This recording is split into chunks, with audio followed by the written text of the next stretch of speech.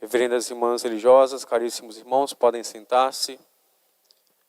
Hoje nós celebramos o 21º domingo depois de Pentecostes. Nós já estamos nos encaminhando para celebrar no final do mês a festa de Cristo Rei.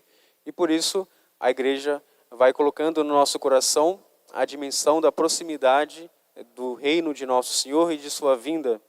E as ideias centrais dessa liturgia do domingo de hoje é sobretudo o dom da fortaleza, que nós escutamos São Paulo nos narrando a epístola aos Efésios, quando ele nos aconselha a nos revestir da armadura de Deus. Ou seja, a nossa vida aqui nesta terra é um combate constante, seja contra nós, as nossas debilidades, as nossas fraquezas.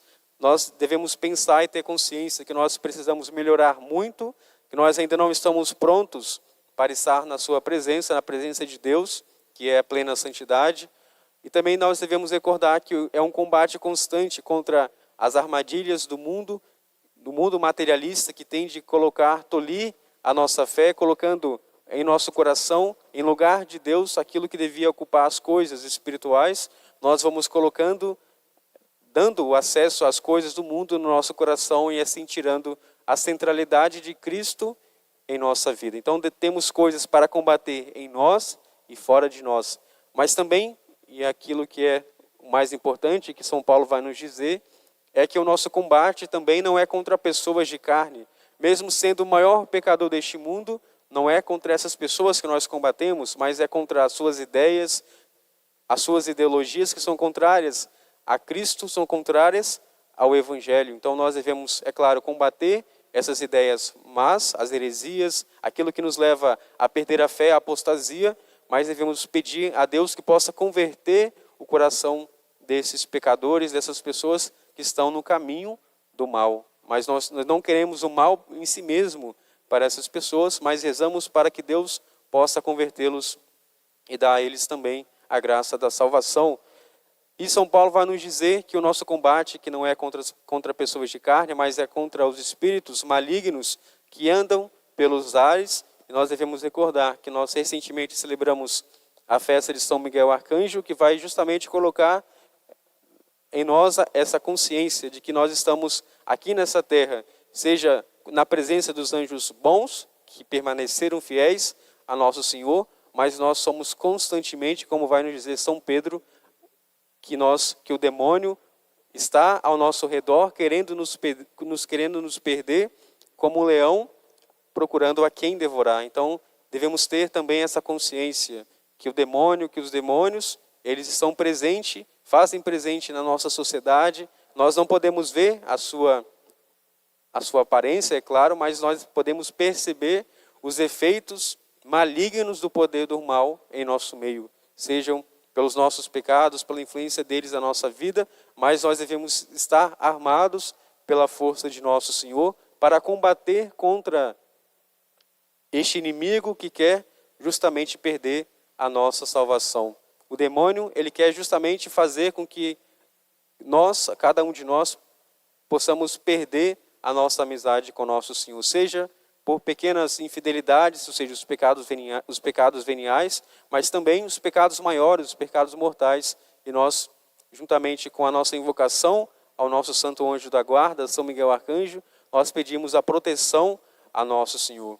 O cristão deve ser útil, deve ser uma pessoa corajosa, um homem corajoso, uma mulher corajosa, não ter espírito de vítima, porque nós, no dia da nossa crisma, nós fomos consagrados pelo poder do Espírito Santo. O bispo ali naquele momento nos ungiu a nossa fronte, e nós somos marcados a partir daquele momento como um combatente, como um soldado de Cristo, e devemos deste modo alcançar a nossa salvação por este combate constante. É claro, nós temos momentos difíceis de tristeza, mas nós nunca podemos esquecer que nós somos ali a partir daquele momento também pelo nosso batismo, é claro, nós somos consagrados a Deus e devemos combater contra os nossos pecados, combater aquilo que há de errado no mundo, para que nós, seguindo o bem e a verdade, possamos ser sempre fiéis a nosso Senhor Jesus Cristo. Se a fortaleza é a ideia central que São Paulo nos convida ao escrever aos Efésios, o evangelho de hoje que nós acabamos de escutar,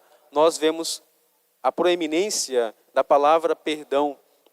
Porque como nós rezamos no Pai Nosso, nós pedimos a Deus que Ele possa perdoar os nossos pecados, assim como nós perdoamos a quem nos tem ofendido.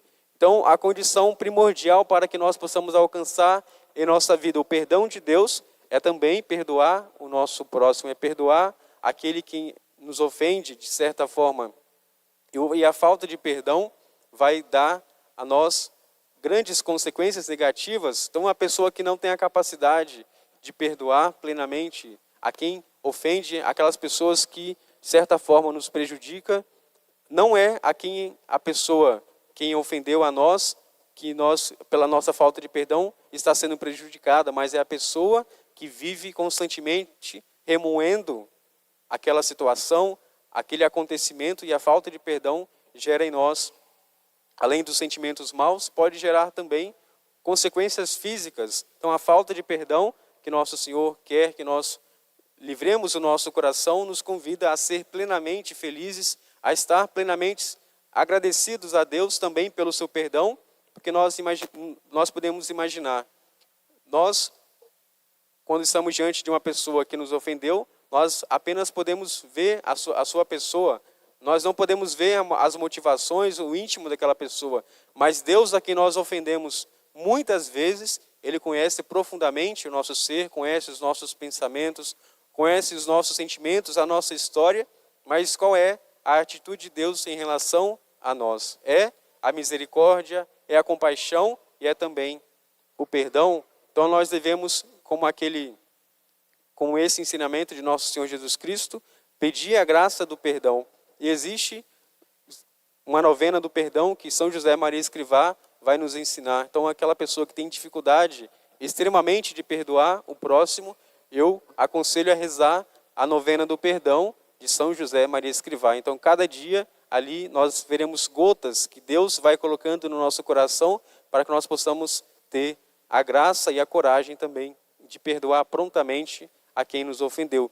Porque Jesus, que deu-nos o maior exemplo de perdão, nós vemos Jesus pregado na cruz inocentemente, vemos Ele sendo xingado, blasfemado, aquelas pessoas que acreditaram nos seus milagres estavam ali para poder justamente xingar a nosso Senhor. Nós vemos os judeus, os soldados que zombavam daquela sua condição, mas qual foi a atitude de Jesus? Jesus vai nos dizer, Pai, perdoa-lhes, porque eles não sabem o que fazem. Essa é a atitude de um cristão que segue a nosso Senhor Jesus Cristo. Os mártires, por mais cruéis que foram as suas mortes, eles não tinham um pingo de ódio por aquelas pessoas que lhe faziam o mal, mas pelo contrário, eles rezavam constantemente também pela sua conversão.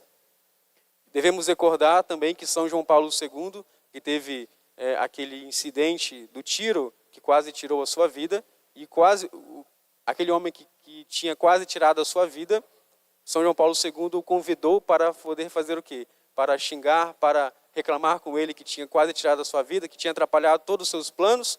Não foi essa a atitude de São João Paulo II, mas foi o quê? Dar àquele homem o perdão.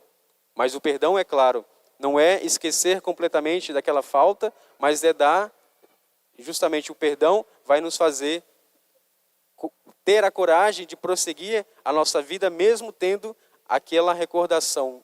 Perdoar não é simplesmente esquecer, fingir que esqueceu. Não, nós lembraremos daquela ofensa, nós lembraremos daquela circunstância, mas apesar disso, eu sou capaz de rezar por aquela pessoa, de rezar pelo seu bem.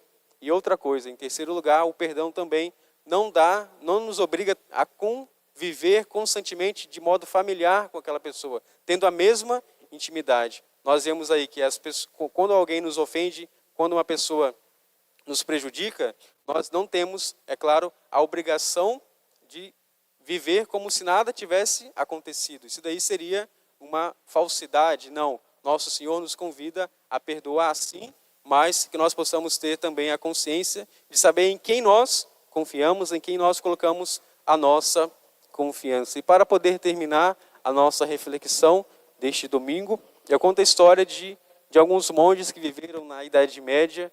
Eles estavam, é justamente sobre o perdão essa história, eles estavam caminhando logo no início da manhã e eles precisavam passar para um outro lado do rio e eles se deparam naquele momento com uma mulher. Aquela mulher era famosa pelos seus pecados na cidade e eles precisavam passar por onde ela estava ali.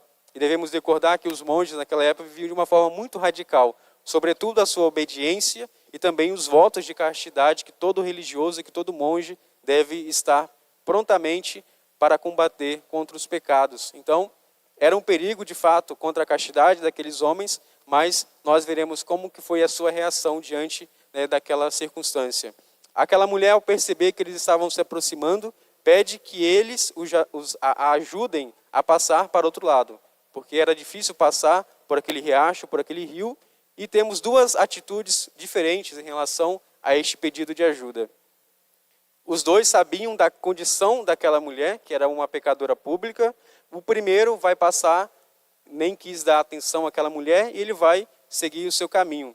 E o outro, pelo contrário, escutando o clamor daquela mulher, vai ajudar. Então ele precisou, é claro, para poder ajudar aquela mulher, precisou encostar naquela mulher. E aí nós vemos que o outro que tinha passado começa a julgar o seu irmão, aquele monge, em seu coração, e temos, é claro, aí o poder do quê? Da fofoca. Então, a partir daquele momento, que seria, é claro, uma certa ocasião de pecado, se nós não tivermos a consciência dessa circunstância, mas também temos aí também a possibilidade de ajudar uma pessoa que estava precisando.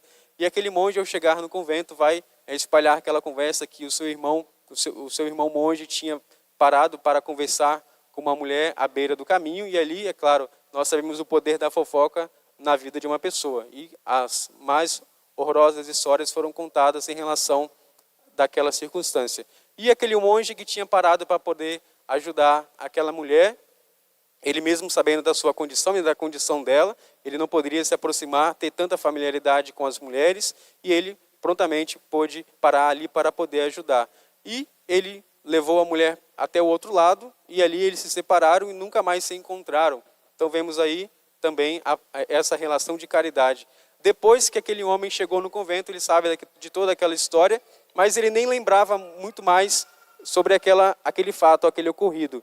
O outro que tinha parado toda a sua vida para poder espalhar o mal, para poder falar contra aquela mulher e aquele monge, no final do dia, quando os dois chegaram no convento, o primeiro que passou ali e não ajudou aquela mulher, ainda tinha no coração um ódio tão grande por aquele fato, porque ele viu o seu irmão quase tendo uma possibilidade de pecar, e o outro, pelo contrário, ele já não se recordava tanto daquele fato, daquela caridade, daquela possibilidade de ajudar aquela mulher. E é justamente esta a realidade da falta do perdão em nossa vida. Quando nós não temos a capacidade de perdoar, nós vamos recorrer constantemente, recordar constantemente de um fato que aconteceu na nossa vida, e aquilo ali vai nos limitar. E quando nós damos a possibilidade de perdoar alguém, de ajudar uma outra pessoa, nós seremos mais plenamente o quê? Felizes e livres. Aquele primeiro que não ajudou, lembrava aquilo constantemente e lembrava com muita raiva. O outro, pelo contrário, que ajudou livremente, que entregou aquilo para Deus, ele pôde ser livre e alcançou assim uma graça especial na sua vida. E no final da vida daqueles dois monges, essa mesma mulher vai até o seu mosteiro para poder agradecer que ela um dia, tendo contato com os dois, ela recebeu a graça da conversão. Ela vai procurar aquele monge que tinha ajudado, e ao se deparar no mosteiro que ele já tinha falecido, e o outro ainda recordava daquele fato no seu coração, nunca tinha esquecido aquela história, aquele fato ocorrido, e aí ela, ao relatar que ela tinha se convertido a partir daquele momento, pelo exemplo, pela humildade daquele homem, aquele monge que não tinha ajudado, ele vai voltar a si mesmo e pede perdão a ela, em primeiro lugar, e pede perdão também a Deus por ter ofendido a ele de modo direto. Então nós vemos aí um exemplo do perdão em nossa vida, que nós possamos assim pedir a nosso Senhor Jesus Cristo a graça de perdoar e a graça também de combater contra os espíritos do mal, mas saber distinguir que mesmo sendo o maior pecador aqui nessa terra, nós devemos rezar pelo seu bem, devemos também, com as nossas possibilidades, ajudar essa pessoa a alcançar a sua salvação. Louvado seja nosso Senhor Jesus Cristo. Para sempre seja louvado.